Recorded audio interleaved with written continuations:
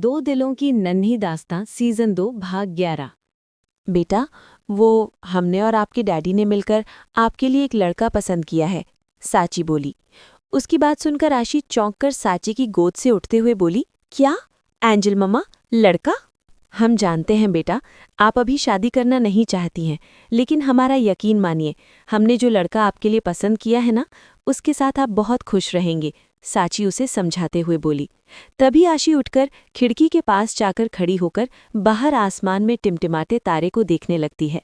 साची उसे चुप देखकर उसके पास जाकर उसके कंधे पर हाथ रखकर बोली, जानती हो आशी, एक ऐसा वक्त था जब हम भी शादी करना नहीं चाहते थे, बहुत पढ़ना चाहते थे, लेकिन हमारी माँ ने हमारी शादी करा दी। शायद उन्हें इस बात का अंदाज़ा लग चुका था कि वो अब ज़्यादा दिन इस संसार में नहीं रहने वाली। तब हम नहीं समझ पाए थे, लेकिन आज जब वो चीज़ हम पर गुजर रही तो समझ आ रही। आपको पता है, हम तो आपके डैडी से भी शादी करना नहीं चाहते थे, हमने बस आपके लिए एक समझौता किया था। लेकिन आज हम कितने खुश हैं आशी, आज हमें अनिरुद्ध में आपके डैडी की परछाई झलकी।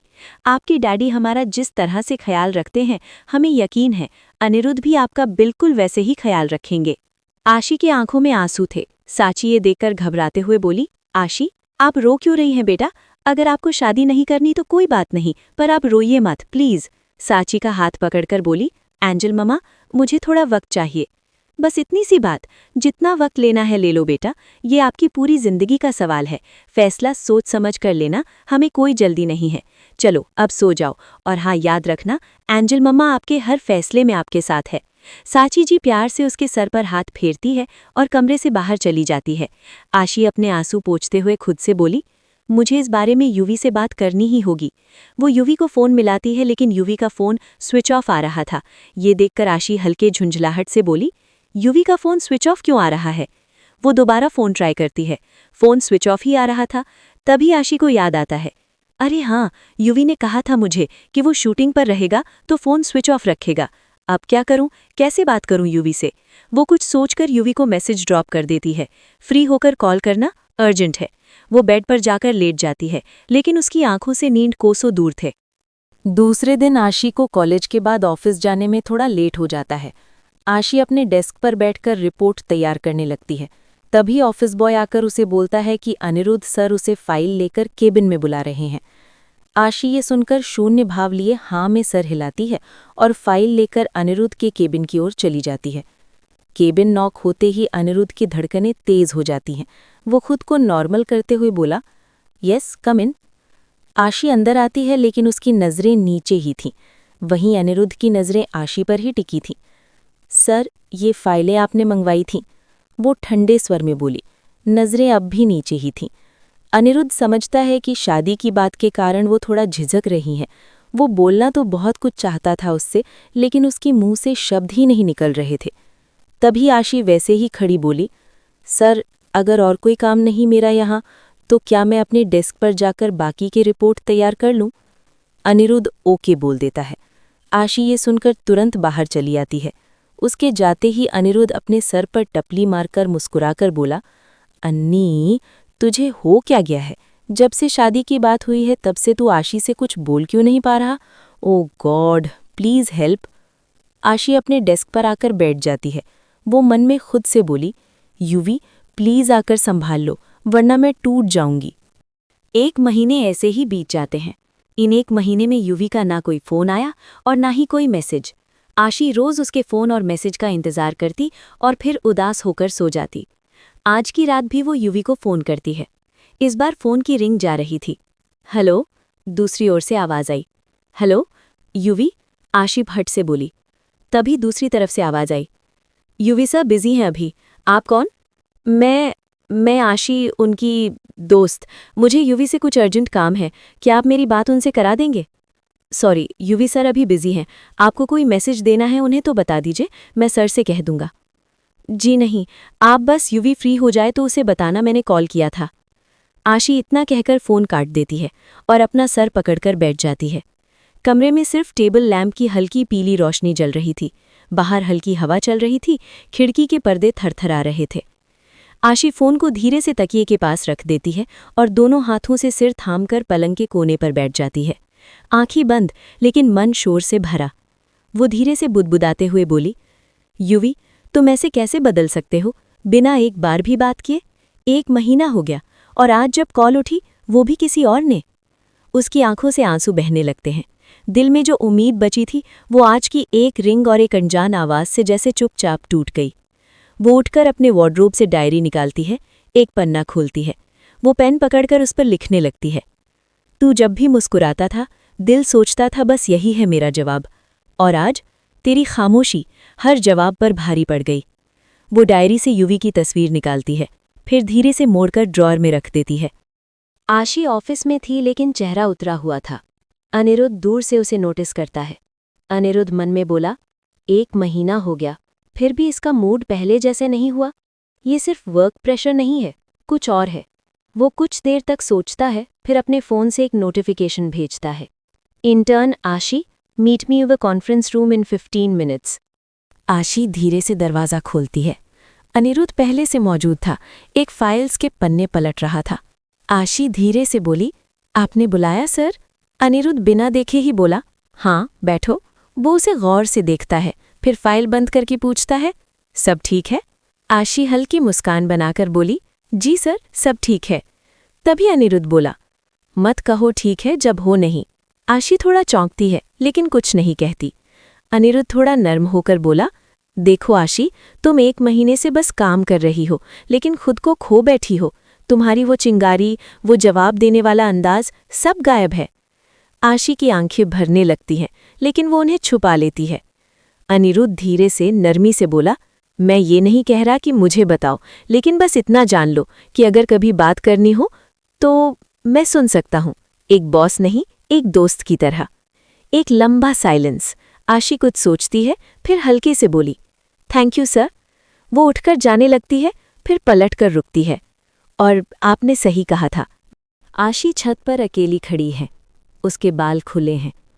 आसमान में चांद पूरा नहीं है, और आशी की आंखों में भी वैसी ही अधूरी चमक है। पीछे से यश धीरे धीरे आते हैं। हाथ में 2 कॉफ़ी के कप थे। उनके चेहरे पर थकान नहीं, एक भाव है, कुछ कहने का समय आ गया है। यश धीरे से उसके पास आकर खड़े होते हुए बोले, नींद नहीं आ रही है ना? ये 1 कप तेरे लिए, 1 मेरे लिए। आशी चुप रहती है, कप ले लेती है। हवा बहती है, कुछ पल तक बस खामोशी। यश नीचे शहर की लाइट्स की तरफ देखते हुए उस खामोशी को तोड़ते हुए बोले, जिंदगी बड़ी अजीब चीज़ है बेटा। जब समझ आती है तब वक्त हाथ से फिसल चुका होता है। हम सोचते हैं कि अभी बहुत समय है, लेकिन सच्चाई ये है कि हम आज हैं, कल नहीं। आशी चौंक कर यश की तरफ देखती है। वो अब उसकी आंखों में आंखें डालकर बोलते हैं, नरमी से लेकिन गहराई से। यश बोले, मैं और आपकी एंजल मम्मा, हम दोनों यही चाहते हैं कि जब तक हम हैं तब तक तुम्हारी जिंदगी की सबसे बड़ी जिम्मेदारी को अपने हाथों से पूरा करें। तुम्हारे जीवन साथी को देखें, परखें और तसल्ली से कहें, हाँ, अब हमारी बेटी अकेली नहीं है। आशी की आंखें भीगने लगती हैं। उसकी उंगलियां कप के किनारे पर कसने लगती हैं। यश जी धीरे लेकिन थोड़े थरथराते स्वर में बोले, तुम सोचती हो कि ये सिर्फ शादी की बात है, पर हमारे लिए ये दिल का चैन है बेटा। हम नहीं चाहते कि कोई तुम्हारे ऊपर बोझ डाले। हम बस चाहते हैं कि जब हम ना रहें तो तुम्हारा हाथ थामने वाला कोई हो जो बिना कहे तुम्हारे आंसू पढ़ सके। वो यश की ओर देखती है।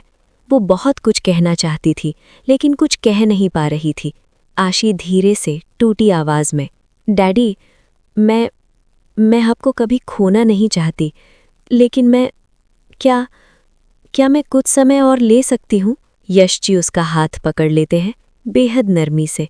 मुस्कुराकर बोले, आप हमारे लिए हमेशा वही बच्ची रहेंगी जो पहली बार स्कूल के गेट पर रोई थी। मैं आपको मजबूर नहीं करूँगा बेटा, लेकिन बस इतना कह रहा हूँ, हमेशा सब कुछ समय पर नहीं होता। कभी कभी समय खुद खत्म हो जाता है इससे पहले कि वो हो। हम सब आपको दुल्हन के जोड़े में एक बार देखना चाहते हैं। आशी पापा से लिपट जाती है। वो कुछ नहीं कहती, सिर्फ रोती है, और यश जी उसका सिर सहलाते रहते हैं। यश जी धीरे से बोले, आपकी हाँ के लिए हम पूरी उम्र इंतज़ार कर सकते हैं, पर आपको ऐसे गुमसुम सा नहीं देख सकते। हमें हमारी पहले वाली आशी वापस चाहिए। यश की बात सुनकर आशी मन में बोली, सॉरी डैडी, आप सबको मेरी वजह से बहुत दुख पहुंच रहा, लेकिन अब बहुत हो गया। युवी को मुझसे बात करनी ही होगी। अनिरुद्ध अपनी फैमिली के साथ बैठकर फैमिली टाइम स्पेंड कर रहा था। कियारा सो चुकी थी, सभी बातों में लगे थे और अनिरुद्ध आशी के ख्यालों में खोया था। काजल जी की नज़र उस पर पड़ती है। अनिरुद्ध को कहीं और ही खोए देख वो मन ही मन मुस्कुराकर उसके पास बैठकर उसकी चुटकी लेते हुए बोली, अरे आशी, तुम यहाँ? आशी का नाम सुनते ही अनिरुद्ध हड़बड़ाकर दरवाजे की ओर देखते हुए बोला, आशी? दरवाजे पर कोई नहीं था। तभी सबके ठहाके की आवाज़ उसके कानों पर पड़ती है। ये सुनकर वो समझ जाता है कि सब उसके मज़े ले रहे थे। वो काजल जी की ओर देखकर बोला, क्या भाभी, आप भी ना? अरे ये क्या, हमारा अनी तो शर्माना भी सीख गया। काजल जी हंसने हुए बोली। ये सुनकर अनिरुद्ध उठते हुए बोला, ठीक है, आप लोग बैठकर मेरी जितनी खिंचाई करनी है कीजिए, मैं जा रहा अपने कमरे में। तभी उषा जी अनिरुद्ध के पास आते हुए काजल से बोली, बस अब कोई नहीं छेड़ेगा मेरे अनी को।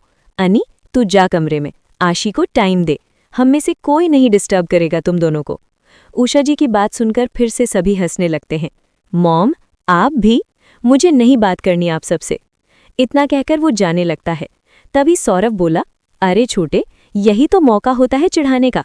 भूल गया जब काजल से मेरी रिश्ते की बात चल रही थी तब तू मुझे कितना चढ़ाता था? भाई, लगता है भाभी मुझसे उसी का बदला ले रही है। ऊपर से क्यों भी मुझे चिढ़ाने लगी है। सुबह मैं लेट उठा तो कहती है, चाचू, चाची से रात भर बात करोगे तो सुबह जल्दी नींद कैसे खुलेगी? उसकी बात पर सभी हंसने लगते हैं। काजल बोली, आखिर बेटी किसकी है? मुझे तो अब और इंतज़ार नहीं हो रहा माँ। आप लोग आशी के माँ पापा से बात कीजिए ना। मैं तो आशी को अपनी देवरानी बनाकर जल्द से जल्द इस घर में लाना चाहती हूँ। उसकी बात सुनकर जसवंत जी बोले, काजल बहू ठीक कह रही है, हमें इस रिश्ते के लिए अब और देरी नहीं करनी चाहिए। उषा जी, हम कल ही चलते हैं शिखावत हाउस। उषा जी और काजल एक दूसरे की ओर देखकर मुस्कुराती हैं। वहीं अनिरुद्ध थोड़ी दूर खड़ा सबकी बात सुनता है। चेहरे पर एक हल्की, संकोच भरी लेकिन सुकून वाली मुस्कान आ जाती है। कहानी अभी बाकी है। आगे क्या होगा ये जानने के लिए अगला भाग जरूर देखें। और हाँ, लाइक करो, कमेंट करो और सब्सक्राइब करना मत भूलना। मिलते हैं अगले भाग में, तब तक के लिए बाय बाय।